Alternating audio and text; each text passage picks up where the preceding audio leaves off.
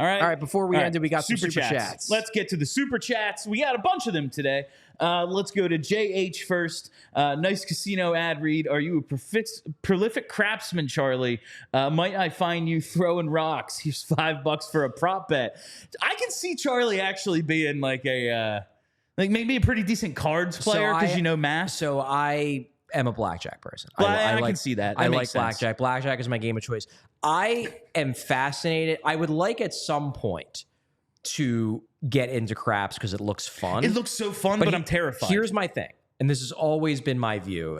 This has been my view dating back to grade school when I was taking tests. I need to feel like I'm an expert at something before I actually do it, or else I just won't be confident at all. I don't understand the rules of craps. I don't understand. Like, I understand the basics. Like, I get the general things, but I don't understand all the betting things and all the things you can do and all the odds and what's smart and what's not. And I just haven't.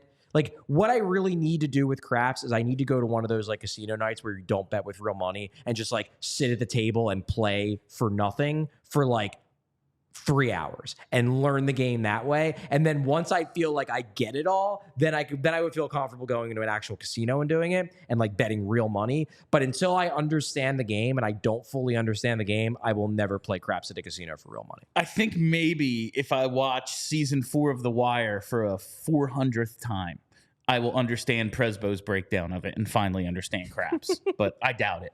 But I'm a blackjack fan. Yeah, I can see that being. Another one from JH. How many more first-round picks do the Flyers need? 10? 100. Gave me all the first-round picks. Yeah. Every single first-round pick. Somewhere between 69 and 14. Well, they have 3 this year. Yeah. So, yeah. If they get a whole round, will that be enough? Maybe if they could have 32 first-round picks. Yeah, it would end up being the worst first round in history. It would. Yeah. The second round would be the best second round in history. From Gary B.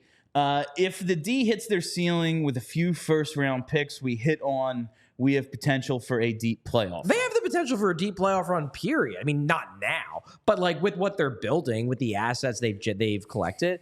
Yeah, if Mitchkov's a stud and Luchenko is a quality top 6 center and Bonk is a quality top 4 defenseman, they have 3 first-round picks coming this year. They hit on 1 or 2 of them. Of course, they could go on a deep playoff run. It's not, and that's, again, that goes back to the overarching point is that this could work. It could not work. It could fail. But I don't like the certainty that some fans seem to have that this is not going to work. I think it could work, but it's not destined to work. And in no way, shape, or form do I want to present myself as a Kool-Aid drinker of like, I know that this is going to work because I am convinced that Danny Briere is a brilliant general manager and the Flyers structure is perfect and they're drafting all the right people. I am very much not convinced of those things. I just think it's possible it can work. And I'm willing to give it time to see if it does work. Last one from Adrian Franklin.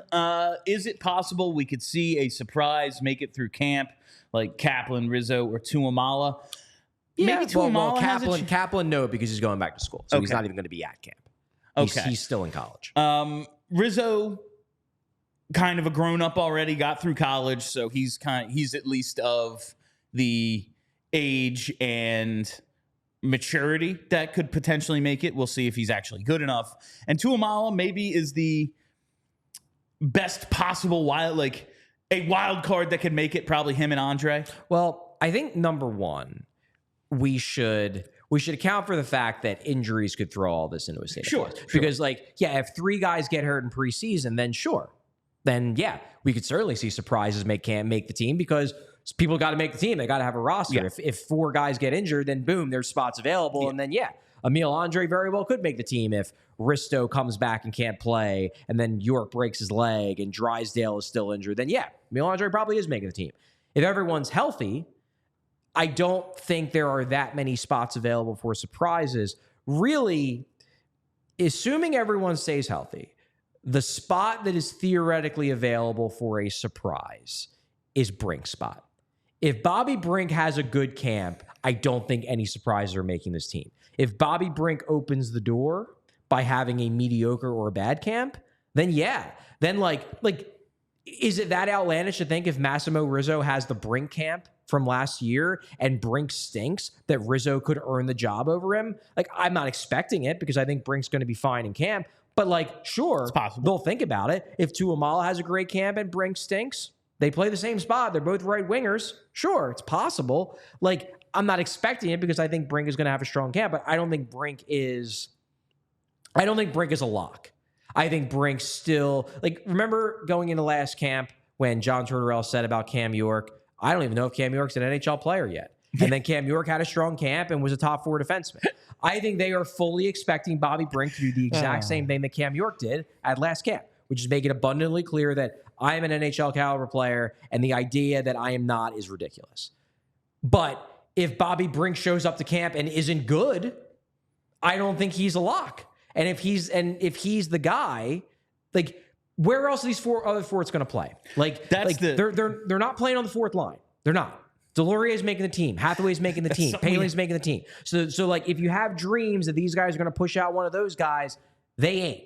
You get Noah Cates is still there. They really like him. They're not getting in on the fourth line. If any of these guys are making the team, it's going to be because either players got injured or because one guy dramatically underachieved. Tyson Forrester's on this fucking team. Yeah. Bobby Brink is the guy where if somebody surprises, he's the guy they're pushing out. I just don't think he's going to struggle. But if he struggles, it does open the door. And we got one more from Timbo Slice here. Calling it now, Frost, Mishkov, Drysdale will be the power play dream team. That would be nice. Cool. What is a dream for this power play? 20%? Just like baseline. If they break baseline competence. If they break 20%, I will throw a fucking I will temporarily reserve my criticism. I will I think 20% for me is that is the minimum for me to stop being like, this is unacceptable. If they break 20%, I'm going to say we need to elect Rocky Thompson to Congress. But the point I've made in past shows where like they could jump 5% and I'll still be like Rocky Thompson should be fired. Yeah. Because 17%, while a dramatic improvement over last year, is unacceptable in today's NHL. A dramatic improvement from last year is still bad. Would still be unacceptable. Yeah. For me, they have to be 20% or higher for me to be like, they're on the right track with this. We all silly like the mayor.